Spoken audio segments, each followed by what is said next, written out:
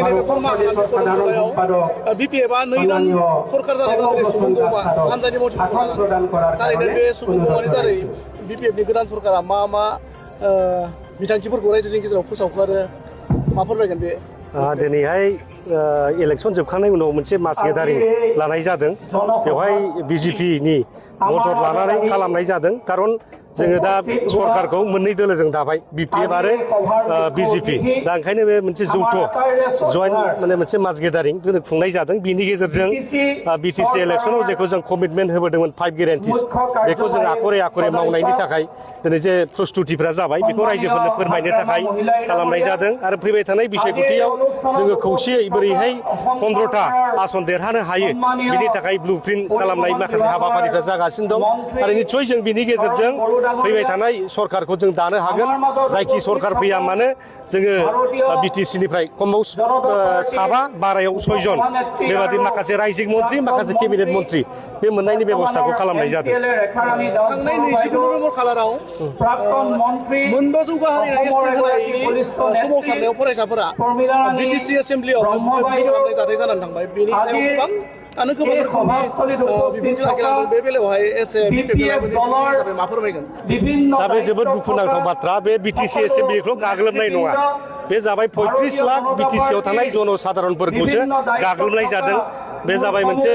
माने उग्रपन्थीफोर बादि आइएसआइफोर बादि माबाफोर बादि माने हुजि सुजिफोर बादि दिनै माने फैनानै गाग्लोबनाय बे कार्जकलापखौ आं निन्दा होयो आरो बेबादि आनपार्लामेन्टारि खामानिखौ मावनो नाङा माने एक्सट्रिमिस्टफोर बादि हाबनानै बेखौ गावफैनाय इन्डियान पार्लामेन्टआव जेरेखम गावफैयाखै होमबा 2000 बै समाव 1999 बिदियाव 2000 सनावहाय दा 9/11 बेफोरबायदि माखासे घटना दं नङा होमबा थिग बेबादिनो बिथांमोनहा फैनानै बुख्रुबनाय बे जोबोद दुखुनांथाव बाथ्रा जे जिनिसखौ जोङो गोबां टेकनि गेजेरजों मोनदों गोबां जोहोलावफोर जिउ बावनानै मोनदों दा बेखौनो बेक्तिगत सार्थखौ हासिल खालामनो इउपिपिएल दोलोआ माखासे गुन्दा बाहिनी फाथायहरनानै दिनै बिदि गाग्लोबहोनाया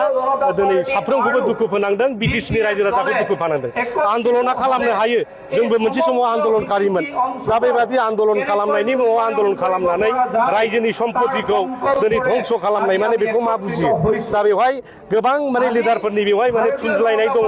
आं खावलायगोन इयुनाव जुदि बेबादि माने आन्दलन खालामबा जाहाथे रायजोनि सम्पतिखौ नस्थ' खालामा बे सासे सानैनि नङा इउपिपिएलआबो सरकार खालामखांबाय खालामाखै होमबा थांनाय 5 बोसोराव इउपिपिएल सरकार जादों बेवहाय इउपिपिएल एबसुनि सरकार जादों थांनाय 17 बोसोराव बिपिएफनि सरकार जादों आरो नेक्स्ट हयथ' 5-10 बोसोर उनावहाय सोरनिबा सरकार फैलायगोन दा बेखौ आक्रमण खालामनानै जेबो लाब जाया एसटि होनाय होनो बे गभर्नमेन्ट आसामनि खोथा नङा गभर्नमेन्ट इन्डियासो बेखौ फाइनाल खालामगोन दा एनअसि होनायनि बेला बेथ' गोदान एनअसिनि बाथ्रा नङा बै समाव 2006 सनाव बे जोंनि दुलाराय बर' फरायसा आफादनि आफादगिरि रोनगोरा नार्जारि गाहाय नेहाथारि गौतम मुसाहारि बिथांमोनानो एनअसिखौ होजेनग्रोदों दा बिथांमोननि रेफारेन्सआवसो एबसुआ जातीय संगठन जानानै होनो हायोबा जों पलिटिकेल पार्टिफ्रा पलिटिकेल लाभालाभनि थाखाय होनो हायोबा बाथ्रा राजनितियाव गासिबो इम्पसिबल जायो पसिबल जायो दा बे जातीय संगठनानो दिनैहाय एनअसि होनो हायोब्ला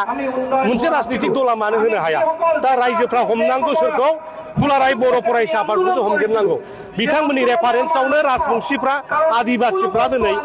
बिदिनो सुबिदा मोनदों एबसु बादि जातीय संगठनानो एनअसि हरबायब्ला नोंथांमोना पलिटिकेल पार्टि जानानै मानो हरनो हाया दा बेयावसो बै समाव हाग्रामा महिलारि सारा कम्पेलेसन जानानै बायध'था जानानै दिनै बै समाव 2016 सालाव हरनो गोनां जादों दा बे दाया सोरनि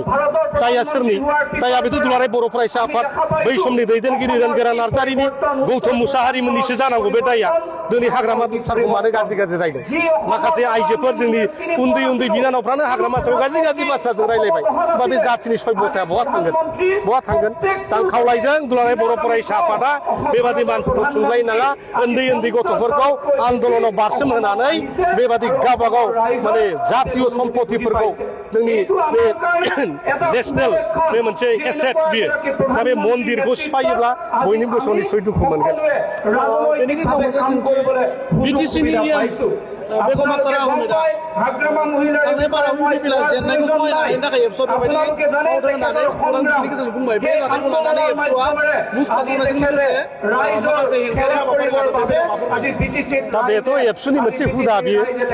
बयखौबो माने बेबादि एसे दाय मोनबाथाय दायथ' गैया समाल'सना खालामो आंखौबो पद्मजरानि हा हगारनायनि नामाव बिथांमोना बुस्थुवा सावदों आंनि फट' बानायनानै आब' मलथिनि नामाव आरो देवराव देख्रेब जों साथामखौ मुसुखा बानायनानै सावदों थिग बेफोरबादिनो बिथांमोना गावसिनि पलिटिक्सखौ सारभाइभ खालामनो माबा मोनसे सरकार लाबोनाय नङा दे just to survive their political party they are doing just like माने आनपार्लामेन्टारि वार्कस बे दिनै बिथांमोना दिनै खालामगासिनो दङ रायजोफोरनि सेम्पाथि मोननोसो बे जेबो गैया बेहाय माने प्रमद बर' होन प्रमद बर'आबो गौतम मुसाहारि रोनगोरा नार्जारि जेब्लानाखि एबसुनि प्रेसिडेन्टमोन बेवहाय माने भाइस प्रेसिडेन्ट हिसाबै प्रमद बर'आबो दंमोन दंना गैया लरेन्स इस्लारिया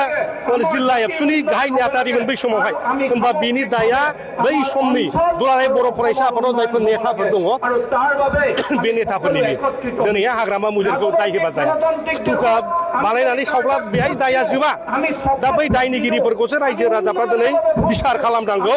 एबसुआ मानो बै समाव हरजेनखो बिनि सायाव बिथांमोना तदन्त खालामनांगौ रायजो राजाफोरनि आदालताव बिसार जानांगौ आरो बे बिसारखौ रायजोफ्रा खालामनानै फैबाय थानाय